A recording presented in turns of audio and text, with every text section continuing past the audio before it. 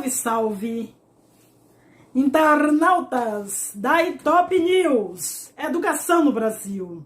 Bem, minha gente amiga, continuando falando do ensino híbrido. Então, o tópico de hoje é construindo o espaço para o ensino híbrido, certo? Mas antes vem aqueles versinhos de introdução. Olha, o ensino híbrido, como já exposto, insere a tecnologia no espaço escolar. Não há necessidade de derrubar as paredes. Vamos com calma para não surtar, certo? Devemos quebrar as velhas formas de enxergar um ensino que não está legal. A tecnologia aproxima o professor do aluno que já é nativo digital. A tecnologia une todo mundo. Une aluno ao professor, une aluno com aluno e une aluno ao diretor. O uso de equipamentos tecnológicos, como tablet e computador, libera o docente para atuar como uma bússola, um orientador e avaliador, né, gente? E com isso o professor tem mais tempo para atender o aluno que está no canto e não consegue aprender. O que há no quadro negro não é mais centro de atenção. O aluno agora é o centro da nossa educação. O que interessa, e não é brincadeira, não é mais o quadro, e sim cada carteira. Nessa mudança de foco do quadro para a cadeira, então, a tecnologia tem um papel fundamental na transformação. Ela transforma o espaço escolar para atender às necessidades de aprendizado. Chega de tratar os alunos como cabeça de gado. Falando agora em prosa, chega de falar em verso, tá bom? Que assim todo mundo escuta, até o universo. Como já foi exposto nos demais vídeos deste canal aí, o ensino híbrido insere a tecnologia no espaço escolar sem necessidade de derrubar paredes, mas quebrando a velha forma de se enxergar o ensino. Ao contrário do que muitos aí afirmam, a tecnologia aproxima o professor do aluno e os estudantes entre si. O uso de equipamentos como o computador, o tablet, o smartphone, libera o professor para atuar como orientador e avaliador de seus alunos, certo? Aproximando-os aí muito mais da realidade aí de cada um. E quem disse isso nem fui eu, quem disse isso foi Zabalza, 1998, página 131. Ó, 1998, olha o ano que Zabalza falou isso, 1998. Hoje a gente está em 2022 e tem gente que ainda não entendeu, cabecinha dura, igual a rapadura. Olha, o centro de atenção já não é o que está no quadro negro, certo? Já não é o que está no quadro negro, mas o que está acontecendo no campo dos alunos. Esse simples deslocamento põe em dúvida muitas das formas habituais de se relacionar em classe, mas questiona consideravelmente o cenário. O que interessa, minha gente amiga, não é o que mostra o quadro, mas o que acontece no terreno das cadeiras. E mais concretamente, em cada uma das cadeiras, certo? Nessa mudança do foco do quadro negro para as cadeiras, a tecnologia tem um papel fundamental na transformação do espaço escolar. Afinal, como vimos, o ambiente deve ser orientado e adaptado com vistas às atividades aí que o professor organiza, a fim de atender às necessidades de aprendizagem ou aprendizado aí dos seus alunos. Nesse ponto entra o ensino híbrido, que atua como uma ponte entre a estrutura de espaço escolar que temos para uma futura grande disrupção deste espaço. Com a tecnologia, o professor pode gerenciar os diversos grupos e suas atividades, além de avaliá-los de forma mais rápida e profunda. A tecnologia também possibilita ao professor transformar a sala de aula em um grande laboratório de informática ou de ciências, ou em uma biblioteca virtual, dependendo da criatividade e da necessidade de aprendizado dos seus alunos. Não há uma regra a ser seguida, mas alguns passos são fundamentais para se iniciar a transformação do espaço da sala de aula rumo ao ensino híbrido. Passo 1. Avaliação dos alunos.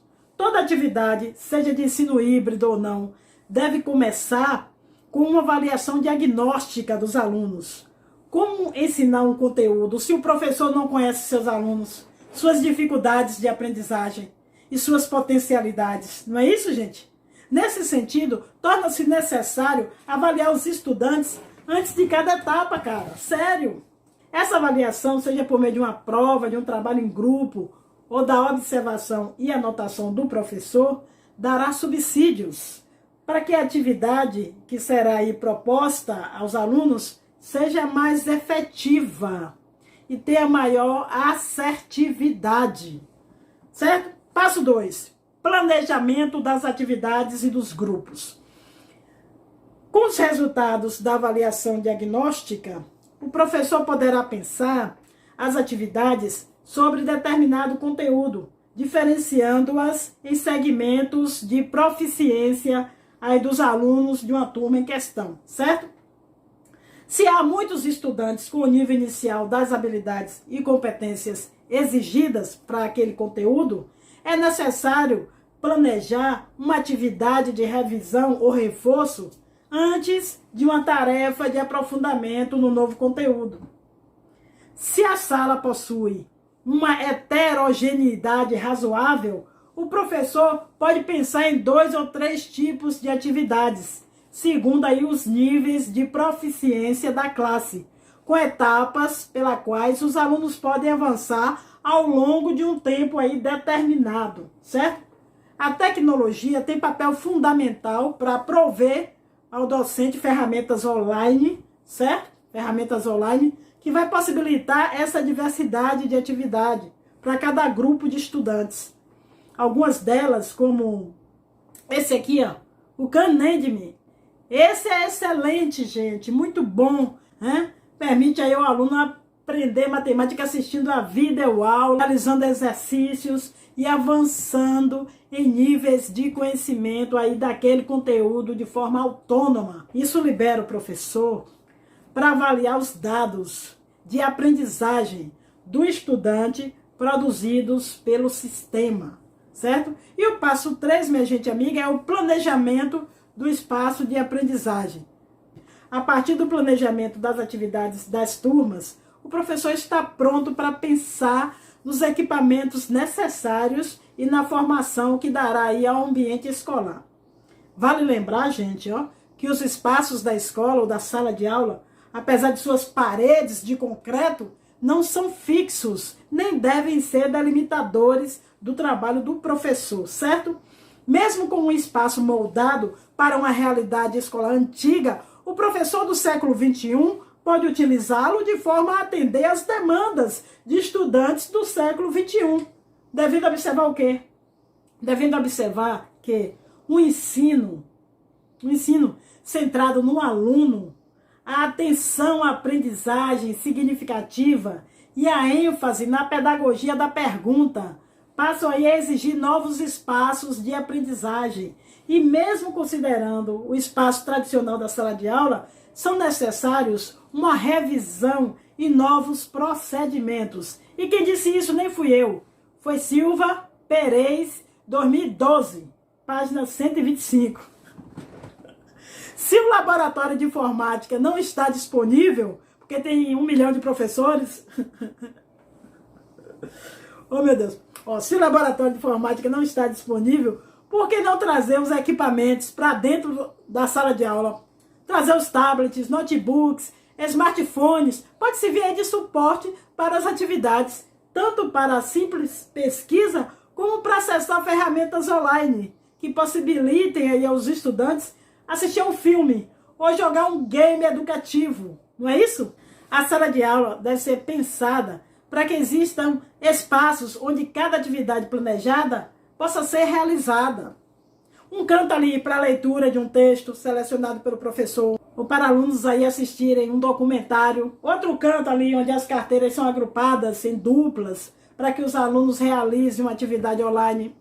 de perguntas e respostas. E o terceiro local onde se possa colocar tapetes que dê oportunidade aos alunos de se sentarem aí no chão e jogar um game online que vai ajudar a fixar aquele conteúdo, certo? Nesse tipo de formatação do ambiente, os alunos devem ter livre circulação para que escolham a atividade pela qual querem começar, certo? E uma vez concluída, possa mudar aí rapidamente de espaço, tá bom? O espaço da sala de aula funciona melhor para as crianças quando está dividido em diferentes áreas de trabalho. Essas áreas ajudam as crianças a ver aí quais são suas opções, já que cada área oferece um conjunto único de materiais e oportunidades de trabalho. E quem disse isso nem fui eu, foi ele, ó, Banete. Tá vendo? 1990, página 58. E nem foi ele sozinho que disse não. Tem mais dois que disse isso junto com ele. Aquele ali, ó. Vou até citar o nome dele para depois dizer que eu não citei. Roman, acho que é Roman. E o outro, o Icarte, sei lá, um negócio desse. Mas eu estou me baseando em teórico. Então, no caso de existência de espaços anexos à sala de aula, como laboratório de informática, a biblioteca ou laboratório de ciências, o professor pode pensar o ambiente da sala de aula como etapa das atividades a serem realizadas pelos alunos, entendeu? Eles começam aí, gente, e cada aluno que terminar a primeira tarefa dirige-se ao laboratório de informática ou à biblioteca, onde vai realizar outra atividade, geralmente de aprofundamento, e que ele possa fazer sozinho, sem a ajuda do professor, que continuará na sala orientando os demais, certo? Para isso, o docente precisa pensar no espaço da escola como um todo, certo? Se há possibilidade realmente de integração da sala com os laboratórios, se há liberdade para esse tipo de atuação nas regras da instituição, ou se a equipe escolar pode auxiliá-lo nesse trabalho. O passo 4, integração da equipe escolar. Antes da aplicação das atividades, caso o professor necessite utilizar espaços diversos na sala de aula, é necessária a integração com parte da equipe escolar. Realizar parte da atividade no laboratório de informática pressupõe um acordo com o instrutor ou professor responsável para que observe o trabalho dos alunos e dê suporte quanto a possíveis questões técnicas. Até que os estudantes se acostumem com esse tipo de atividade, é importante que sempre haja alguém observando se eles estão fazendo aquilo que foi combinado, certo, gente? Uma vez que o professor não está lá na sala, não está lá presente, certo? Passo 5. Implementação. Pois é, depois da prévia avaliação, o planejamento dos grupos e das atividades e a formatação dos espaços ou do espaço onde os alunos atuarão, o professor estará pronto para aplicar a atividade que pode durar uma aula ou várias semanas, se for um projeto amplo. É sempre importante ressaltar, gente, que para cada atividade, refaçam-se esse espaço, pois o conteúdo pode exigir mais tempo dos alunos na biblioteca, enquanto o outro pode demandar mais tempo no laboratório de informática. E o terceiro, certo? Que os alunos tenham uma pequena exposição do professor em sala, certo? É importante também, ok? Lembre-se, apesar das aparências, os espaços da escola são sempre flexíveis e dinâmicos, variando de acordo com a atividade que o docente propuser, ok? Então, na próxima aula, a gente volta falando de algumas possibilidades e depoimentos importantes de alunos e professores que trabalharam nesse processo do ensino híbrido, ok? Salve, salve, internauta, saudações pedagógicas, saúde e paz, que o resto a gente sempre corre atrás, né, gente? Beijo, fui!